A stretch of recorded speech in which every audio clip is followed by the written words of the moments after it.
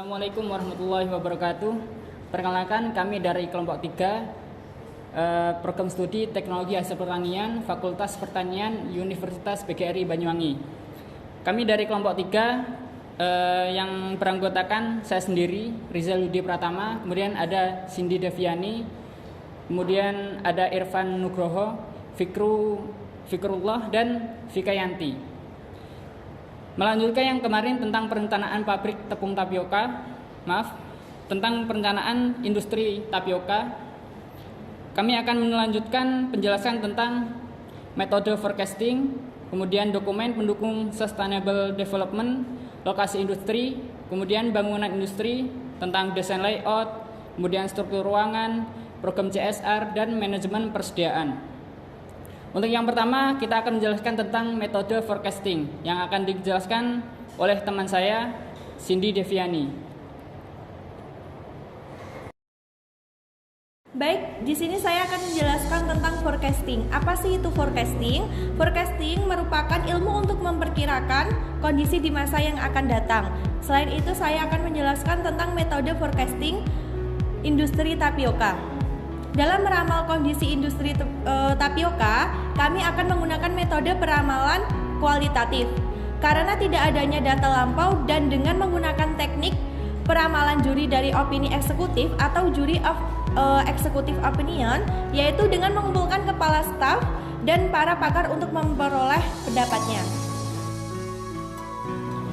Baik, di sini saya akan menjelaskan mengenai pembangunan berkelanjutan sustainable development. Pembangunan berkelanjutan merupakan pembangunan yang bertujuan untuk memenuhi kebutuhan saat ini tanpa mengurangi kebutuhan mendatang untuk memenuhi kebutuhan industri.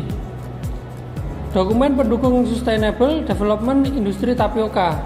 Kami menggunakan dokumen pendukung sustainable development UKL dan UPL atau upaya pengolahan lingkungan dan upaya pemantauan lingkungan pada industri tapioka CV Maju Jaya. Karena industri tapioka ini dinilai tidak menimbulkan masalah yang terlalu besar pada lingkungan. Kemudian, lokasi industri tapioka. Pemilihan lokasi suatu perusahaan akan mempengaruhi resiko dan keuntungan perusahaan tersebut secara keseluruhan. Mengingat lokasi sangat mempengaruhi biaya tetap maupun biaya variabel baik dalam jangka menengah maupun jangka panjang. Masih dalam pemilihan lokasi industri. Pada pemilihan lokasi industri ini, kami menggunakan metode pemilihan faktor rating dengan penilaian beberapa tempat dari beberapa aspek, seperti aspek pasar, bahan baku, tenaga kerja, listrik, air, telepon, transportasi, dan perluasan. Faktor rating adalah cara yang baik untuk melakukan penentuan lokasi dalam sebuah usaha atau perusahaan dengan memberikan skor pada faktor-faktor yang telah ditentukan. Kami menilai beberapa tempat, yaitu 3 tempat di daerah Banyuwangi. Ada Sumber Arum, Songgon, dan Blimbing Sari. Berdasarkan hasil penelitian 3 tempat di atas, kami menentukan lokasi industri kami di daerah Blimbing Sari karena didapatkan skor yang tertinggi terletak pada daerah Blimbing Sari dengan nilai 99. Sedangkan pada daerah Sumber Arum kita mendapatkan nilai 85 dan daerah Songgon 88,5. Jadi kami menentukan daerah industri tapioka kami pada daerah Blimbing Sari dengan nilai yang tertinggi adalah nilai 99. Bagian selanjutnya adalah bangunan industri.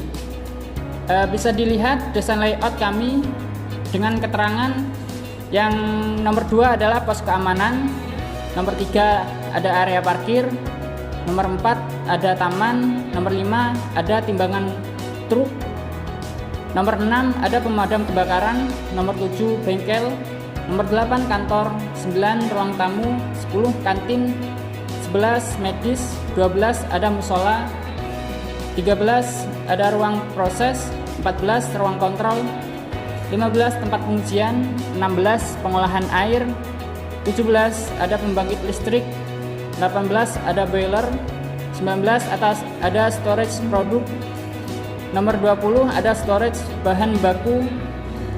Nomor 21 ada gudang.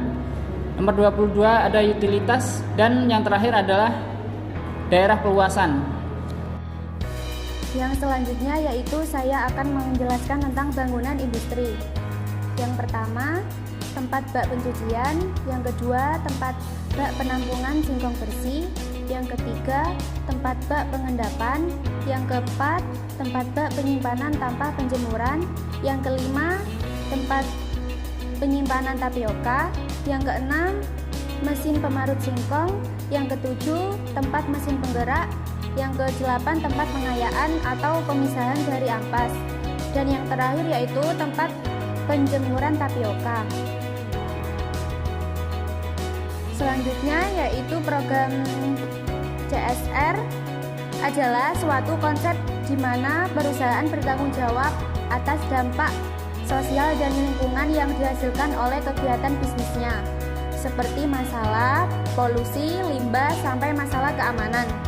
Program CSR ini sangat penting dilakukan guna mengenalkan produk dan menjaga kesejahteraan sekitar. Program CSR yang akan digunakan yaitu pembangunan jalan di area sekitar.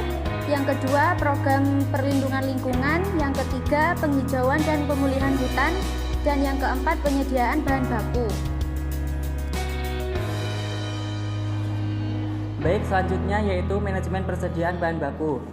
Faktor penting dalam suatu perusahaan bahan baku karena bahan baku merupakan sumber utama jalannya produksi. Masalah penentuan besarnya persediaan merupakan masalah yang penting bagi perusahaan karena persediaan mempunyai efek langsung terhadap keuntungan perusahaan. Kesalahan dalam menentukan besarnya investasi atau modal yang tertanam dalam persediaan akan menekan keuntungan perusahaan. Selanjutnya, ada tujuan manajemen persediaan bahan baku. Di antaranya yaitu yang pertama, mengetahui jumlah pemesanan yang ekonomis atau economy order quantity dalam persediaan bahan baku pada industri tapioka. Yang kedua, mengetahui lama waktu untuk melakukan pemesanan kembali ROP atau reorder point terhadap persediaan bahan baku pada industri tapioka. Yang ketiga yaitu mengetahui besar persediaan atau safety stock pada industri tapioka. Dan yang keempat yaitu mengetahui total biaya persediaan bahan baku coklat pada industri tapioka. Selanjutnya yaitu manajemen persediaan bahan baku. Pada industri tepung tapioka ini, kami melakukan persediaan bahan baku dengan perkebunan singkong milik pribadi dan 2 petani kontrak untuk memenuhi produksi harian kami. Nah, itulah penjelasan dari kami tentang perencanaan pabrik industri tapioka mulai awal sampai akhir. Dari deskripsi agroindustri sampai manajemen penyediaan bahan baku. Mungkin banyak kekurangan dalam penyampaian penjelasan. Saya perwakilan dari kelompok 3. Mohon maaf yang sebesar-besarnya. Saya akhiri. Wassalamualaikum warahmatullahi wabarakatuh.